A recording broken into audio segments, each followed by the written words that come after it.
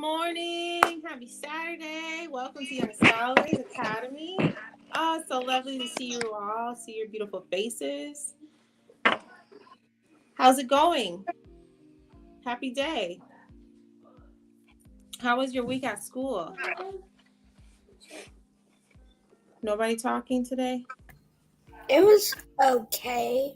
That's cool. How was your week at school? You. That's awesome. How about you?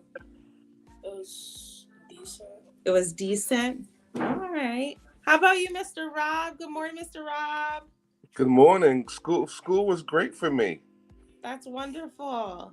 I got all my homework done, got good grades, only got sent to the office twice. Oh, that's nice. Well, it's amazing for you all to join us today. As you know, Young Scholars, we are a youth enrichment program. We help our scholars with their reading skills, with their social skills, public speaking skills, a few different things. And so right now we are virtual and we will be sharing some stories. We have been sharing stories every weekend that we meet. And this was just a continuation of whichever story that our scholar chooses. If you would like to be a part of Young Scholars, if you'd like to participate, if you would like to volunteer, you can reach out to myself, you can reach out to Mr. Rob or to Mr. Darrell, and we can provide you with some more information. So thank you for tuning in. Zuri and Sarabi, good morning.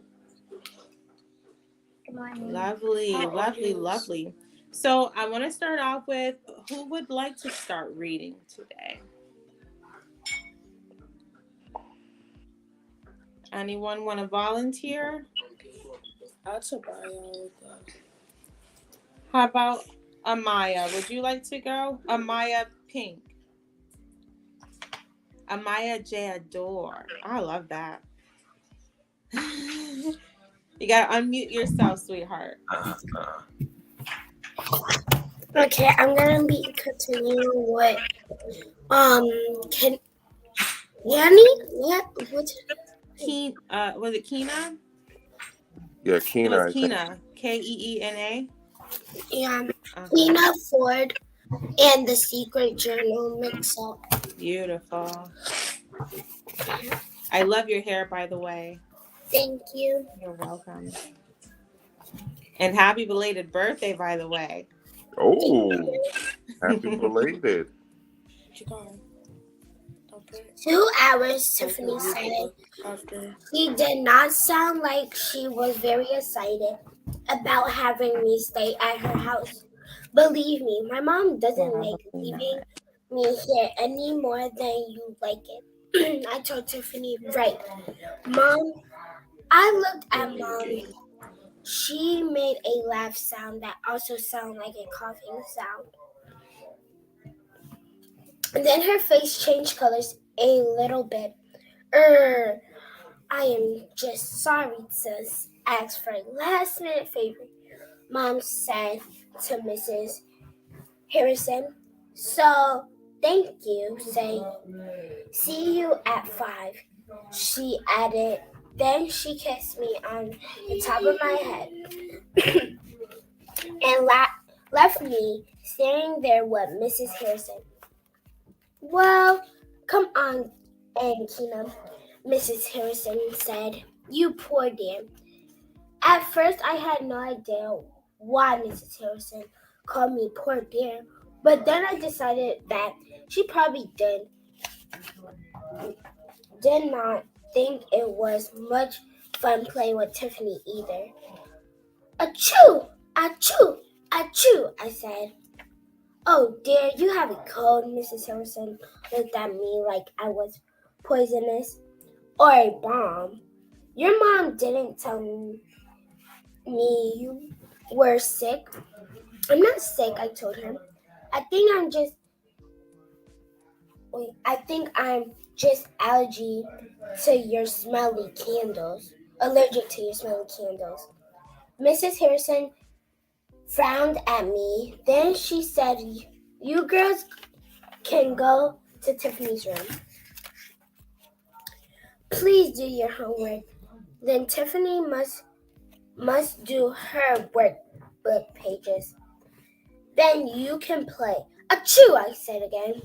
Tiffany and I started walking to her room. Your brother must have been very bad if your mom had to go to a meeting at the school. Tiffany said like she knows everything. Tiffany always talks like she knows everything. I thought you were the only bad kid in your family. I opened my mouth to call Tiffany a mean name, but then I remembered that I had promised to be very good. So I just said, with my mouth closed. The same way Mom had said it to Mrs. Pearson. Then I didn't talk to Tiffany the whole time we did our homework. I decided that I was not going to say one more word to Tiffany until my mom came back to get me. My teacher, Mrs. Campbell, just said that writing time is over, so I will have to wait until after school to write the rest of the story of how Tiffany stole my journal because she is mean. 3:30 p.m. Now it is after school. Here's the rest of what happened at Tiffany's. I finished with my homework and wrote in the journal. Well, I waited for Tiffany to finish her homework and her workbook pages. Whatever those are, I started writing that I figured out who Mom was mad at. She was mad at Brian.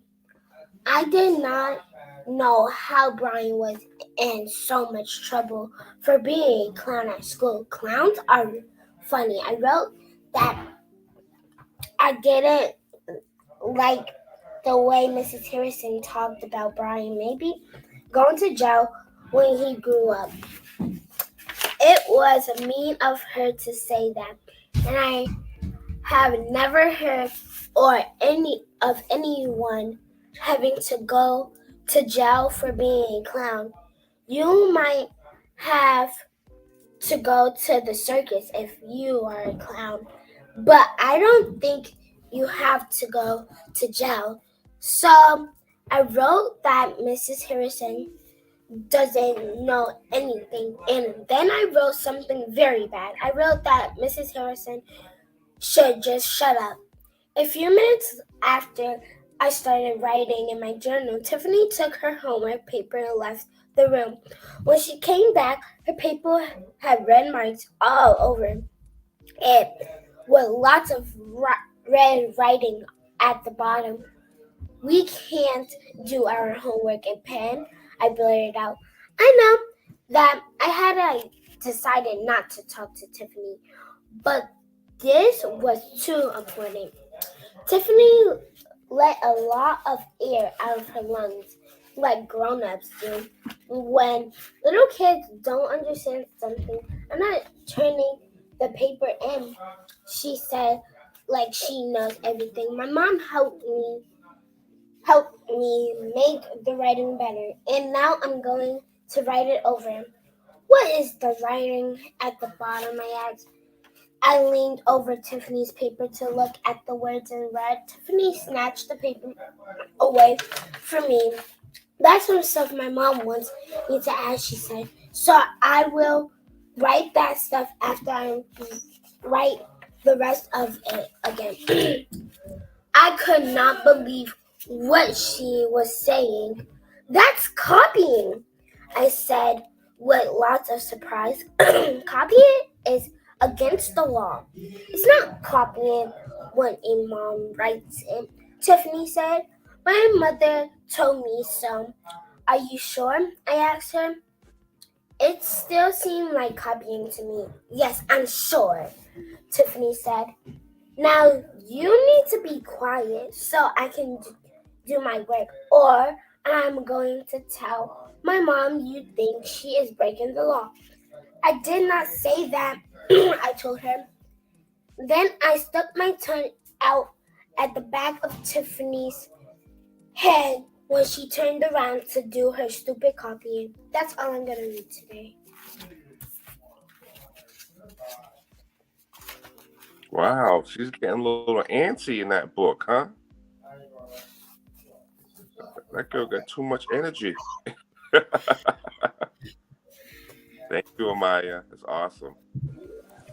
Thank you, Amaya. Okay. Anybody have anything they want to share? That was a great job. It looks like you're about more than halfway through that book, huh? Yeah, I think so. That's amazing. Yeah, it goes up to 115. Oh, 115. oh that's lovely. Continue to do an amazing job with your reading. Thank you for sharing. You're welcome. Yeah. All right. So next we have Zuri and Sarabi. Would you like to read now? Yeah.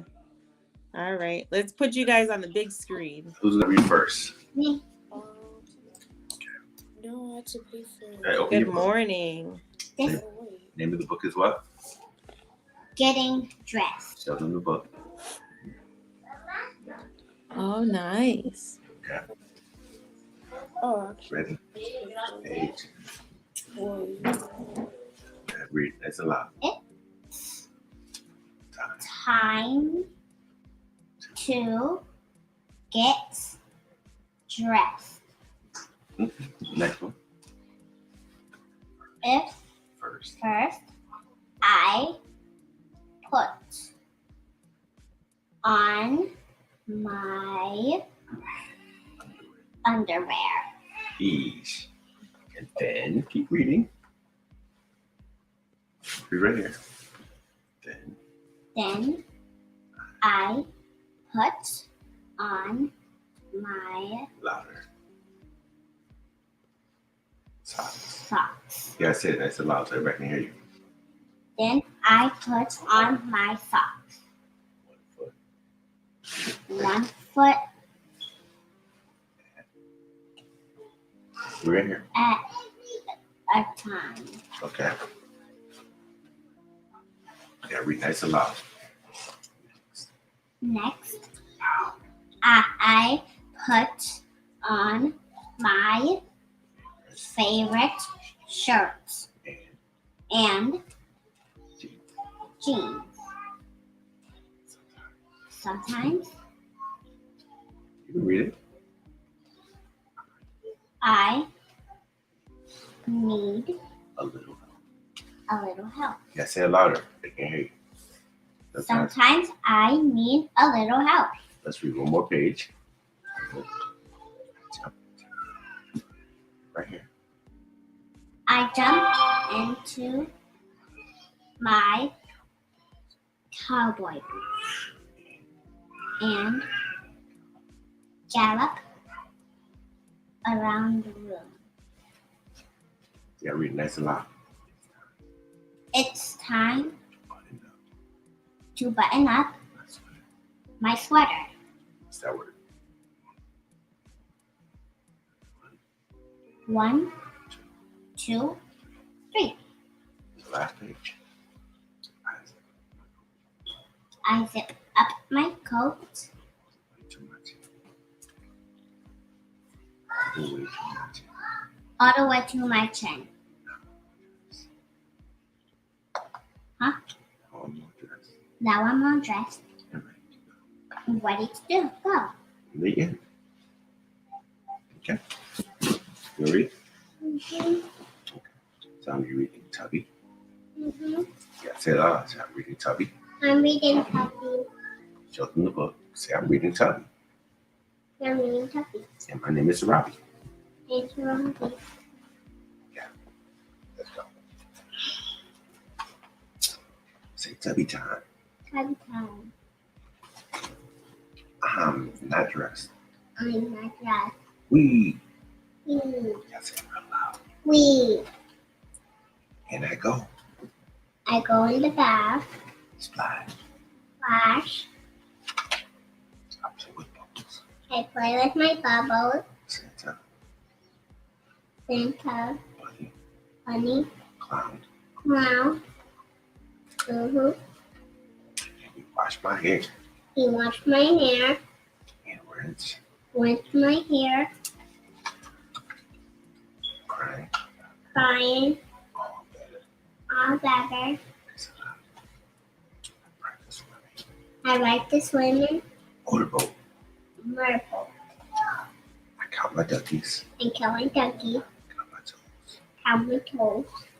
I wash all around my belly button. I wash all around my belly button. Get all the dirt out. Got all the dirt out. Daddy dries the bathroom.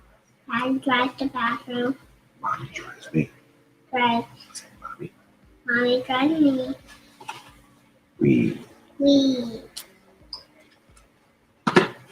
Diaper time. Paper time. All clean. Clean. Say all clean. All clean. Thank you. Thank you. And they're done. Amazing. So much. That was beautiful. Zuri, how old are you? 5. Amazing. And So, Zuri, Robbie, how old are you? I'm 4. tell Oh, them. that's wonderful. 4. I'm 4. That's wonderful. You both read so well. Thank you for sharing. Say thank you. Thank you. You're welcome. Thank you. All right. So now we have a poem that's going to be read by Mr. Josiah. Here you go. Put the camera on him. All right. You say good morning. Good morning. Introduce yourself. My name is Josiah. How old are you, Josiah? 11. Can't hear you. I'm 11. Awesome. You're going to be reading a poem by who? Nikki. Yeah, Nikki Grimes. What's it called? It's called On Quiet Feet. Okay. And read nice and loud, okay? Okay. Loud. When my dad walks into a room or down the street, he inches up on silent as on me, Mhm. silent as shadow, and I don't know he's Mhm. there until I feel his hug. Sometimes when he is near, I might even hear his heartbeat, but never his quiet feet. Ah, that's a nice one. I like that. Thank you for sharing. Welcome. Thank you for sharing. Beautiful. And then we have Good job, Josiah. Great job. Thank you. Kudos. Jakai. Are you ready to read? All right. Next we have Jakai. Jakai, go ahead and introduce yourself. My name is Jakai. I'm 11 years old, and I'm going to be reading Daniel Finds a Poem. Hurry. Daniel knows all the rocks, trees, and animals in the park. On Monday morning, Daniel sees something new on the park gate. A sign reads poetry in the park, Sunday at 6 o'clock. Can you make it bigger so you see? What is poetry? Daniel says. He looks up in surprise when he hears spiders say. Need help? And I'm not sure. I'm not sure what happened. You have either reached a page that is open. They're reading off of an app. Yeah, this page is Something's open. going on with the app. Because you have to run and buy like the full book so Okay. you can actually read it. That's all right. We'll upload it again and then have you try to read it again. We'll just go to the next reader, okay? You can get another turn. Just Maya, would you like to read? Sure. Okay. So I'm reading The Girl Who Drank the Moon. Because I can't find my other book and it's broke. That's all right. Chapter 1. In which a story is told. Yes, there is a witch in the woods. There has always been a witch. Will you stop your fidgeting for once? My stars, I have never seen such a fidgety child. No, sweetheart, I have not seen her. No one has. Not for ages. We've taken steps so that we'll never see her. Terrible steps. Don't make me say it. You already know anyway. Oh, I don't know, darling. No one knows why she wants children. We don't know why she insists that she must always be the very youngest among us. It's not as though we could just ask her. She hasn't been seen. We make sure that she will never be seen. Of course she exists. What a question. Look at the woods. So dangerous. Poisonous smoke and sinkholes and boiling geysers and terrible dangers in every which way. Do you think it is so by accident? Rubbish. It was the witch, and if we don't do as she says, what will become of us? You already need me to explain it? I'd rather not. Oh, hush now. Don't cry. It's not as though the council of elders is coming for you. Now, is it? You're far too old. From our family? Yes, dearest. Ever so long ago, before you were born, he was a beautiful boy. Now finish your supper and see to do your chores. We all will all be up early tomorrow. The day of the sacrifice waits for no one, and we must be present to thank the child who will save us for one more year. Your brother? How could I fight for him? If I had, the witch would have killed us all, and then where would we be? Sacrifice one or sacrifice all. That's the way of the world. We couldn't change if we tried. Enough questions. Off with you, fool child. Chapter 2. In which an unfortunate woman goes quite mad. Grand Elder took his time that morning. The day of the sacrifice only came once a year after all. And he looked like he liked to look his best during the somber procession to the cursed house. And during the somber retreat, he encouraged the other elders to do the same. It was important to give the palace a show. He carefully dabbed on his sagging cheeks and lined with his eyes and thick streaks of coal. He checked his teeth in the mirror, ensuring that they were free of debris or goop. He loved that mirror. It was the only one in the procrete. Nothing gave him more pleasure than the possession of a thing that was unique unto him. He liked being special. The Grand Elder had ever so many possessions that were unique. That were unique. It was one of the perks of the job. The proctorate, called the Cattail Kingdom by some in the City of Sorrows by others, and sandwiched between the treacherous forest on one side and an enormous bog on the other. Most people drew their livelihoods from the bog. There was a future in the bog walking, mother told their children. Not for much of the future, you understand, but it was better than nothing. The bog was full of Zirans shoots in the spring, of Ziran flowers in the summer. In addition to a wide array of medical and borderline magical plants that could be harvested, prepared, treated, and sold to the traders from the other side of the forest, who in turn transported the fruits of the bog to the free cities, far away.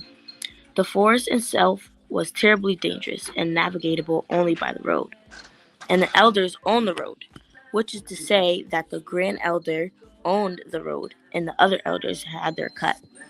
The elders owned the bog too, and the orchards, and the houses, and the market squares, even the garden plots. This was why the families made their shoes out of reeds. This was why in lean times they fed their children in thick, rich broth of the bog, hoping that the bog would make them strong. This way the elders and their families grew big and strong and rosy-cheeked on beef and buttered beer. The door knocked. "Enter," Grand Elder said, as he adjusted the drape of his robe. It was his nephew, an elder in training, but only because, in a moment of weakness, he had promised the ridiculous boy more ridiculous mother. But that was unkind. He was a nice enough young man, nearly 13. He was a hard worker. And a quick study. He was good with numbers and clever with his hands and could build a comfortable bench for a tired elder as quick as breathing. And despite himself, he had never developed an inexpectable and growing fondness for the boy. But he had big ideas, grand notions, and questions. The Grand Elder furrowed his brow. His nephew was, how could he put it, overly mean. If this kept up, he would have to deal with the blood, or no. The thought of it being weighed upon his heart like a stone. Ante nearly bowed his uncle over the insufferable enthusiasm. "Calm yourself, boy," the elder snapped. "This is a solemn occasion." The boy called visibly, his eager, dog-like face tiled to the ground. His uncle resisted the urge to pat him gently on the head. "I have been sent," Ante continued in a mostly soft voice, "to tell you that the other elders are ready, and all the populace was waiting along the route. Everyone is accounted for. Each one. There are no shrinkers. After last year, I doubt that there will ever be again," Ante said with a shudder. "Pity," his uncle said. His uncle checked his mirror again, touching up his robe. He rather enjoyed teaching the occasional lesson to the citizens of the project and clarified things. He tapped the sagging folds under his chin and frowned. "Well, nephew," he said with the artful swish of his robes, one that had taken him over a decade to perfect, "let us be off. That baby isn't going to sacrifice itself after all." And he flowed into the secret with Ante stumbling on his heels. Normally, the day of the sacrifice came and went to all of the pomp and gravity that it ought. The children were given over the protest. Their numb families mourned in silence, with pots of stew and nourishing foods heaped their kitchens, while the comforting arms of neighbors circled around them to ease their bereavement. Normally, no one broke the rules, but not this time. Grand Elder pressed his lips into a frown. He could hear the mothers howling before the procession turned onto the final street. The citizens began to shift uncomfortably where they stood. When they arrived at the family's house, an astonishing sight met the council of elders. A man with a scratched-up face and swollen lower lip and bloody bald spots across his skull, where his hair had been torn out in clumps, met them at the door. He tried to smile, but his tongue went incisively to the gap where a tooth had just recently been. He sucked in his lips and attempted to bow instead. "I'm sorry, sirs," said the man, the foolery presumably. I don't know what has gotten into her. It's like she's gone mad." From the rafter above, a woman screeched and howled as the elders entered the house. Her shiny black hair flew about her head like a nest of long writhing snakes. She hissed and spat like a cornered animal. She clung to the ceiling beams with one arm and one leg, while holding a baby tightly against her breast with one other arm. "Get out," she screamed. "You cannot have her.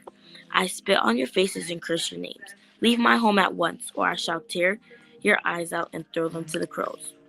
The elders stared at her, open-mouthed. They couldn't believe it. No one fought for a doomed child. It wasn't simply done. Wow, that got quite interesting. Thank you, Amaya. Are you reading the right? Nice job reading. Is she reading the right? She said, Nice job, nice job. Great job, Maya. Jake, great job. Yeah. Get some Okay.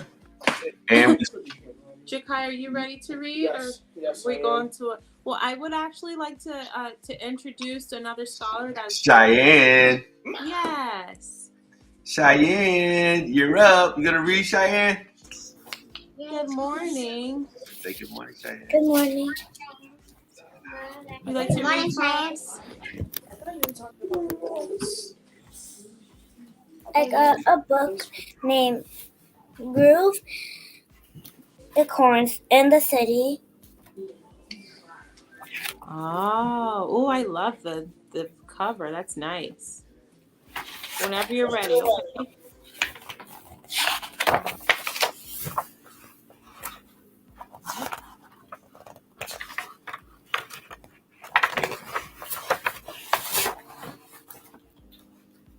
In far off funky forest lived a friendly dancing crew who were way more cool than unicorns and much cooler too.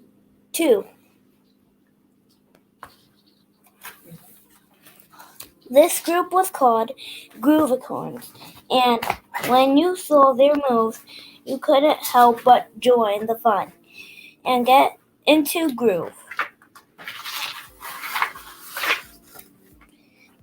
One sunny day, a corn note came up for dancing troupe from a squirrel in the city who knew the groovy group.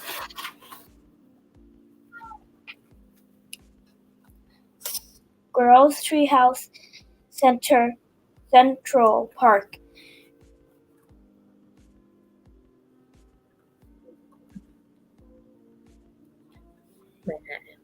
Manhattan. Dear Groovicorns, Manhattan needs your dancing. Everyone is glum. Please come to the city and help them all have fun. Love Squirrel XXX. Let's do it, cried the Groovicorn. The city's not that far. Well, cheer them up and then come back for prancing with the stars. They left their funky forest friends and jumped on board a ferry. They were off to help out Squirrel and to make Manhattan merry.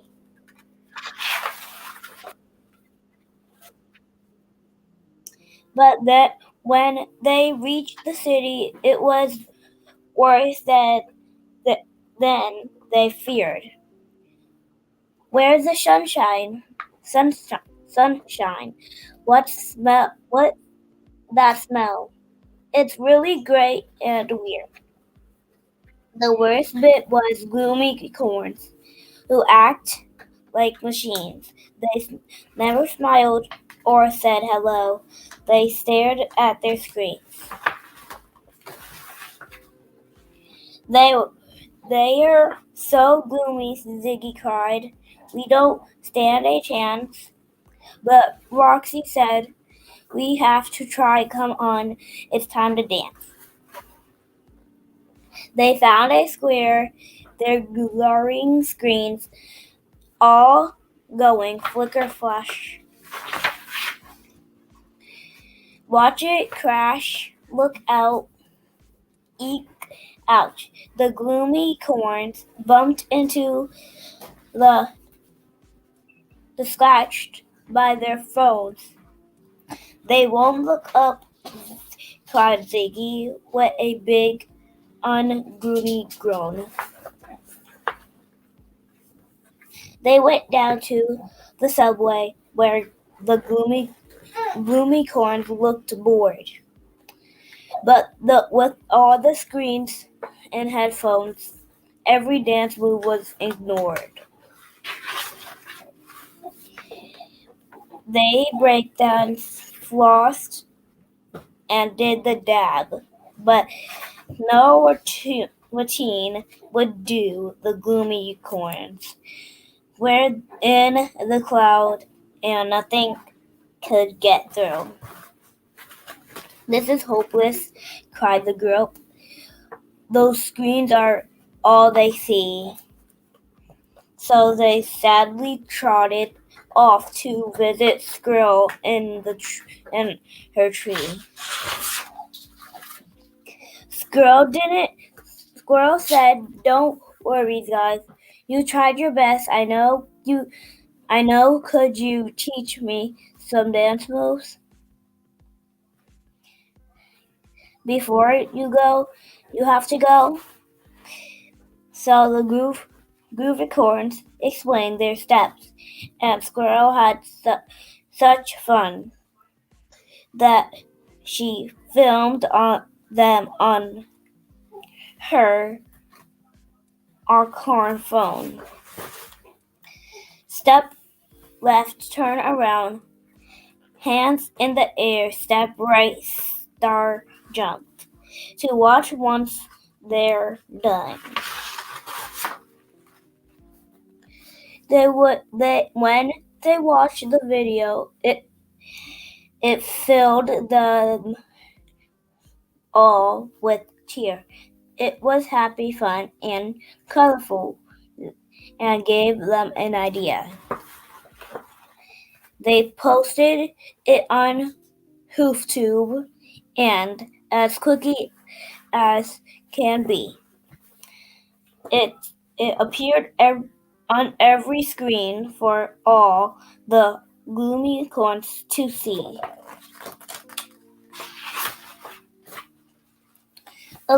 All across the city, everybody learned the moves, and the Gloomicorns put down their phones to get in the groove.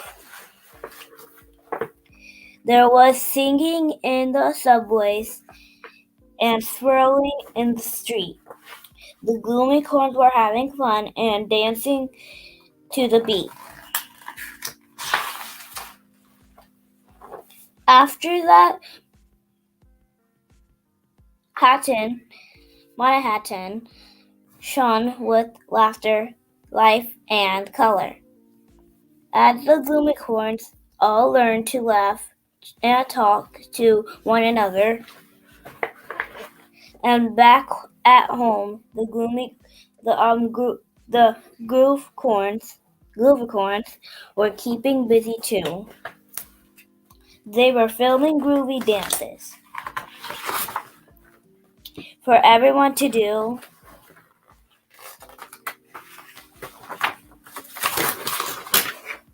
The end.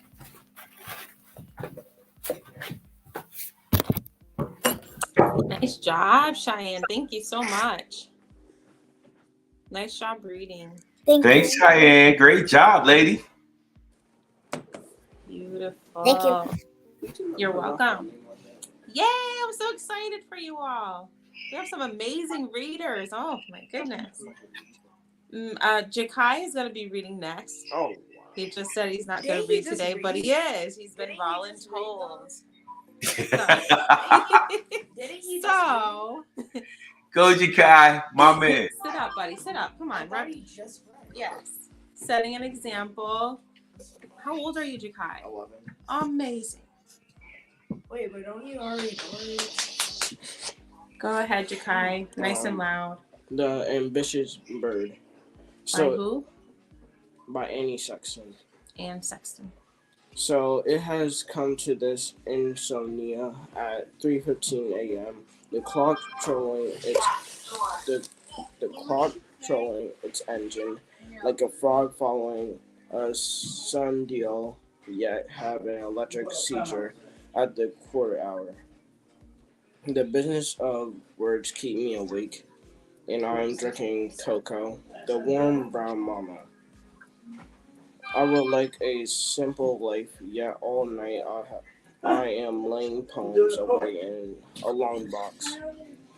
It is an immortality box. It is my immortality box. Immortality box. Mm-hmm. My layaway plan in my coffin. Mm-hmm. All night dark wings flopping in my ear. Each an ambition bird. The bird wants to be dropped from a high place like Tallahatchie Bridge. He wants to light a kitchen match and